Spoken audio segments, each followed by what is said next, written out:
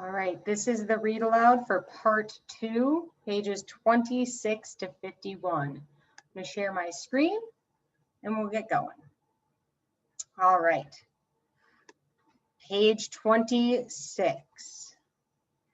Most of the suitors were quick to join the cause.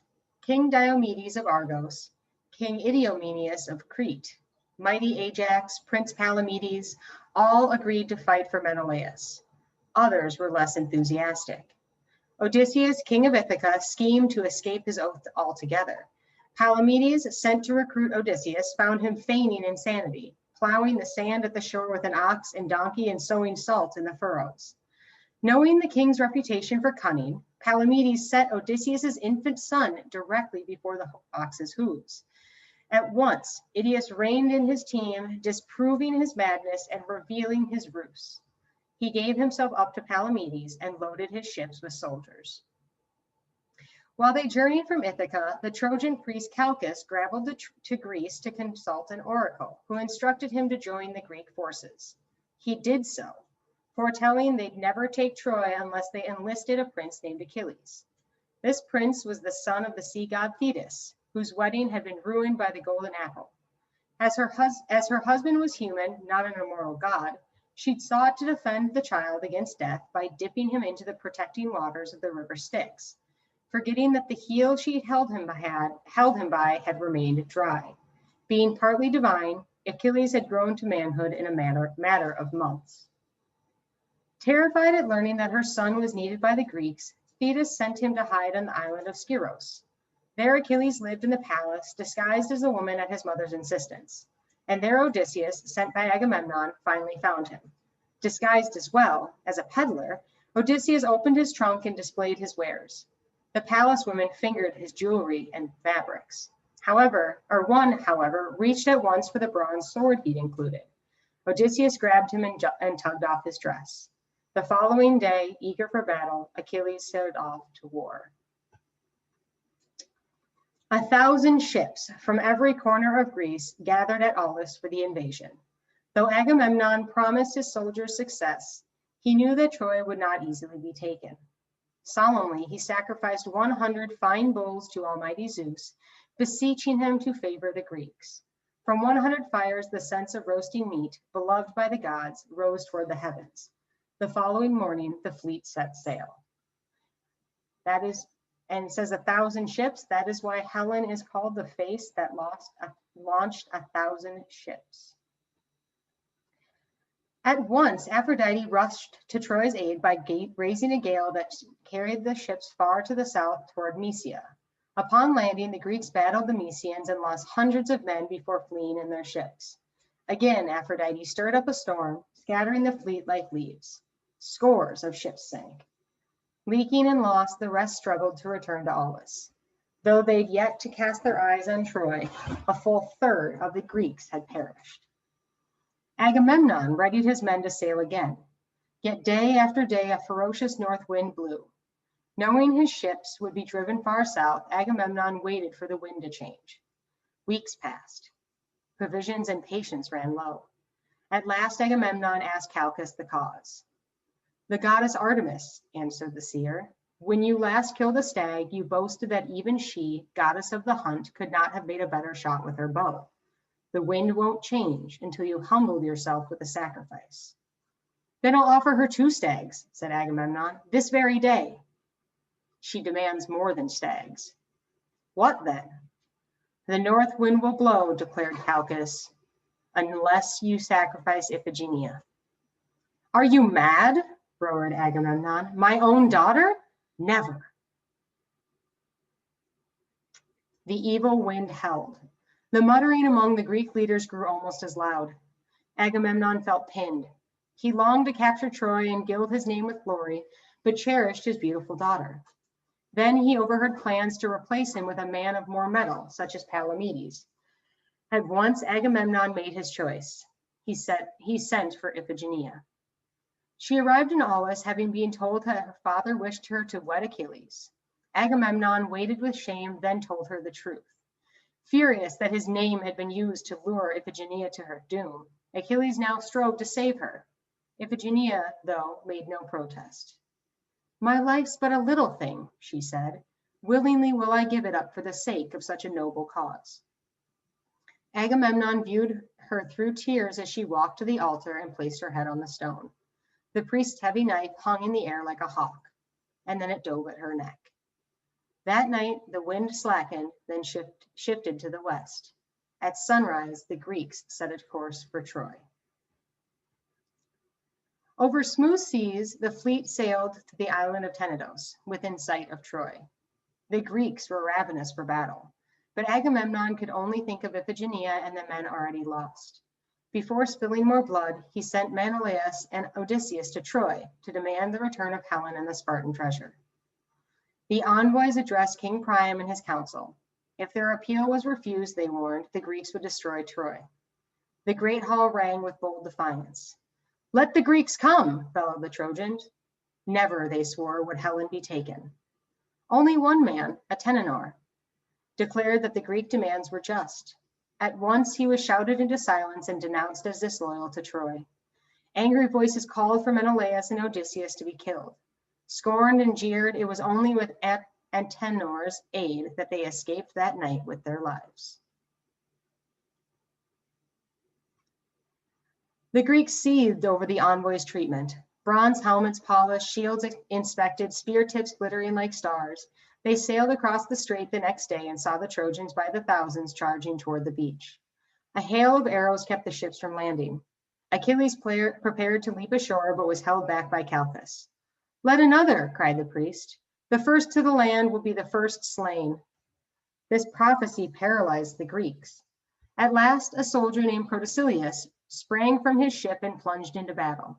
With his comrades rushing ashore behind him, he struck down Trojans, then challenged King Priam's son, Hector. At once, he was speared through the throat. At dusk, the armies parted, taking their dead. That night, across the Aegean Sea, Protesilaus' wife learned in a dream that her husband had been killed. They'd just been wed. When he'd left to fight, she'd missed him so desperately that she'd had a statue made of him and often embraced it. Awaking now, raving with grief, she prayed to Persephone, goddess of death, who out of pity released her husband to visit her for the space of 3 hours. The two spoke and wept. When the time expired, he set off to return to the kingdom of the dead. Frantic at being parted from him forever, the wife seized a knife and stabbed herself. The two spirits journeyed to the underworld together. The Greeks pulled their ships far up onto the beach and built their camp before them. The following dawn, they marched toward Troy, shaking spears and shouting taunts, but found no opponent coming forth to meet them. The men stared up at the reason, Troy's walls. Built of massive blocks of stone, topped with brick walkways and watchtowers, the walls reached toward the clouds, casting a vast shadow on the earth below. No army could scale or shatter them. Within, the city bustled gaily. The Greeks attempted to force open the gates, but suffered grave losses from archers perched above. Next, they endeavored to starve the Trojans, but found they hadn't enough men to both encircle the city and protect their precious fleet. Stalemated, Agamemnon decided to strike at Priam's many allies. City after city up and down the coast was besieged. Year after year dragged by. Fearless Achilles led most of the raids and brought back to Greek camp shiploads of treasure. But after 8 wearying years behind Troy's wall, Paris still possessed Helen, the treasure the Greeks had come to claim. The dispirited Greeks grew quick to quarrel, loathed their camp, and longed to go home. Had Prince Palamedes not taken a sheep's knuckle bones and made the first pair of dice, the endless campaign might have driven them mad. All lauded him, save Odysseus. He was jealous of the cleverness that had also led the prince to invent lighthouses, weights and measures, and the alphabet. He'd not forgotten that it was Palamedes who'd forced him to honor his oath and leave Ithaca. When, in the war's 9th year, Palamedes mocked him for leading a failed raid, Odysseus decided he would endure no more. Stealthily, he buried a sack of gold beneath Palamedes' hut. He then produced a forged letter from Priam to Palamedes, stating the gold to be payment for betraying the Greeks. Summoned before Agamemnon, the prince swore that the letter was false and that he knew nothing of the gold. Odysseus suggested that Palamedes' hut now be searched. A soldier began digging. As soon as he struck the sack, he soon struck the sack. Agamemnon well remembered the dark days in Aulis when the army had whispered of making Palamedes its commander. Taking secret pleasure in the sight, he stared at the gold, then condemned the prince to death. Palamedes was led to a patch of open ground. Soldiers gathered in a ring around him.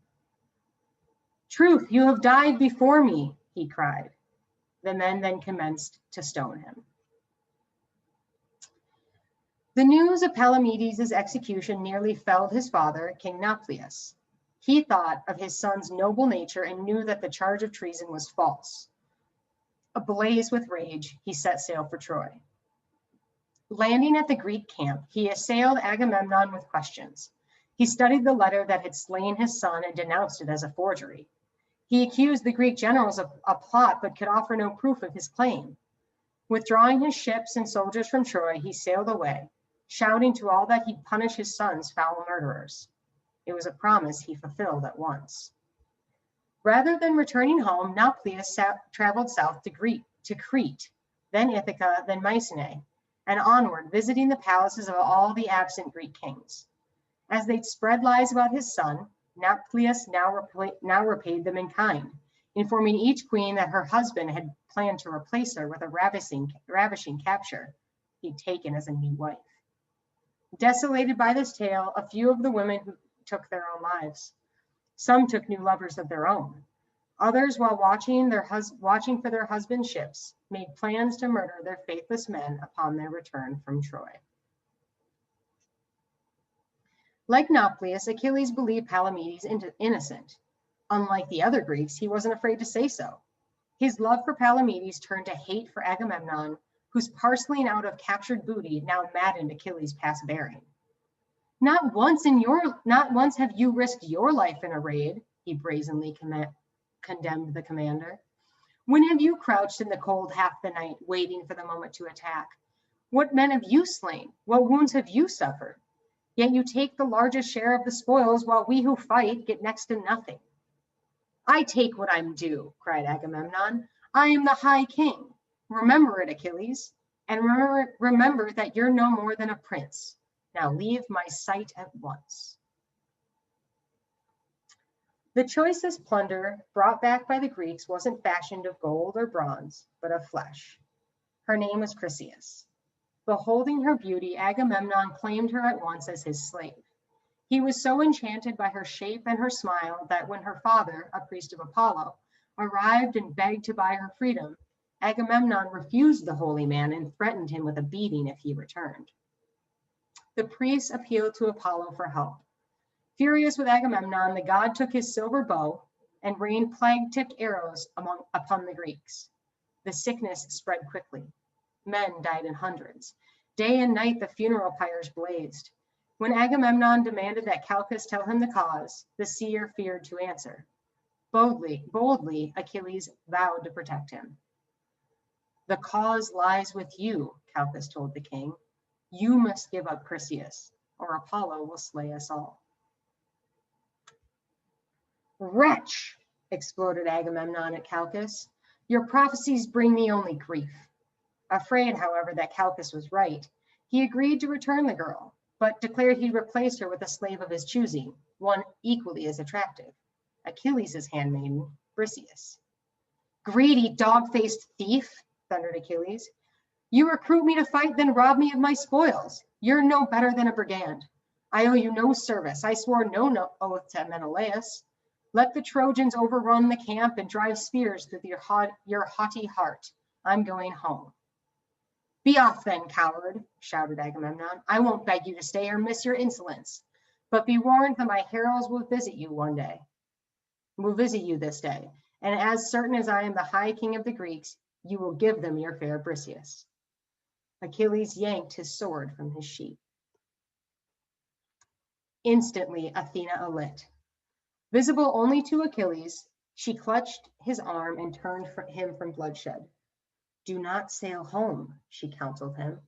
Athena knew well that Achilles was vital to her goal of punishing Paris and the Trojans. He submitted to her, but swore that he'd not raise his sword against Troy. Then he strode away. Chryseis was put on a ship and sent home. Agamemnon then ordered 2 heralds to Achilles' hut to seize Briseis. They entered in fear. Achilles' eyes smoldered. Obedient to Athena's wishes, he gave up the girl peaceably, then stalked off in a rage toward the shore. He called out to his sea goddess mother, who rose up at once from her undersea cave and heard all the indignities he'd suffered. Burning to humble Agamemnon, she carried her son's lament to Zeus and so badgered him that he agreed to punish the proud high king. That very night he did so. When Agamemnon was sleeping, Zeus sent him a deceitful dream. Agamemnon awoke before dawn. Hurriedly, he called his council. "Put on your armor," he ordered them. "Zeus has spoken to me in a dream. Today he will allow us to conquer the Trojans. Ready the men to march."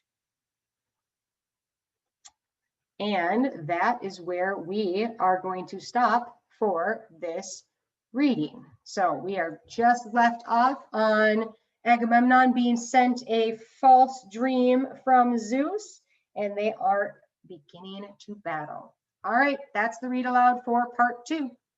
Bye.